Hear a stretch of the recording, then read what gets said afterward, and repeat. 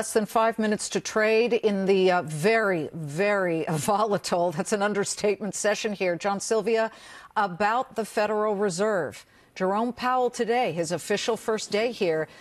Do you think that it would be a mistake to continue on the track of raising 3 times this year for interest rates, or is that just fine of a path? No, I think 3 times is probably consistent with the overall economy and the inflation numbers. But there was a lot of talk about the Fed going a 4th time this year. I think that's off the table. The fundamentals are great. The inflation numbers are modest. But I think, again, too aggressive a Fed could be a problem going forward. Can I just let you know that the 10-year yield just now dropped 10 basis points? It had been down, what did I say earlier, 8 basis points? Now it's down 10 basis points. Yep. That, folks, is the flight to quality, right, Scott Bauer? Oh, there's no question about it. And, you know, Alan mentioned this before also. This is really key to watch what's happening with the 10-year right here.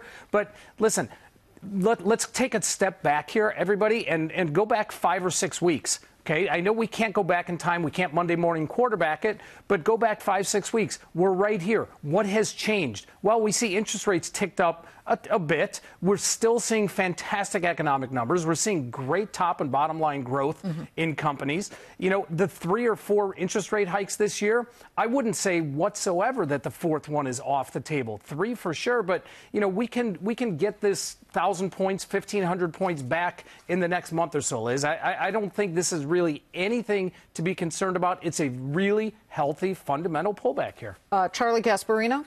Well, I would say the yield coming down on the 10-year. Let's just say it's a 2.74%. Yeah, I mean, I think that's obviously a good sign for the stock market, because at some point, you know, people are going to buy that, and then yields will back up, and you know, instead of going out of stocks to into bonds, you stay in the stock market. So you know, the fact is that that's a positive development when yields go down, because people at some point are not going to buy the higher yielding Treasury securities. The other point I want to make is the bigger issue, I think, is not whether the Fed does the Fed funds rate 3 or 4 times. It's the taper. I mean, remember, they are unwinding their balance sheet, and it'll be interesting to see if the Fed gives us any guidance on how much they might do with that. Are they going to do like I don't know what the plan is. It's something like $30 billion a month or something like that. Okay. But do they change their schedule, and do they lessen it?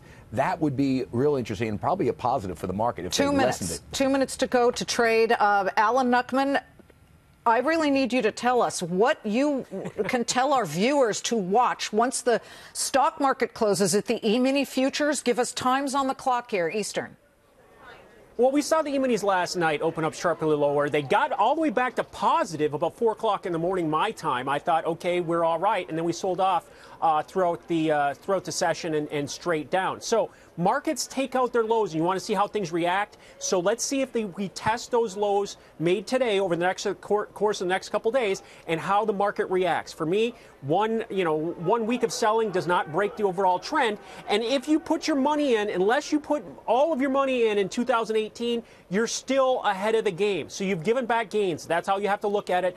And how many people said to themselves, I'm waiting for a 5% pullback, and I'm going to get into the stocks I want?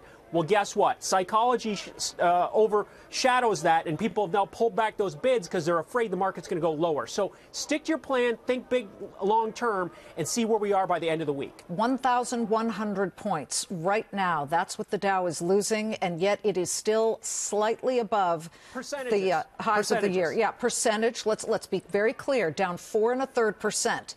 For those of you who've just discovered the market, that may look dramatically lower, but in the grand scheme of big sell-offs, 1987, 1929, not a huge bloodshed on Wall Street. I will say this, though. It will be extraordinarily important to watch Fox Business from now all through the evening and, of course, tomorrow, because anything could happen as we hear the closing bells. And I would imagine that there's some sighs of relief here. The Dow falls below 25,000. We look to close at 24,373. And we have endured the biggest intraday point drop for the index ever. That'll do it for the Clayman Countdown. Here's after the bell.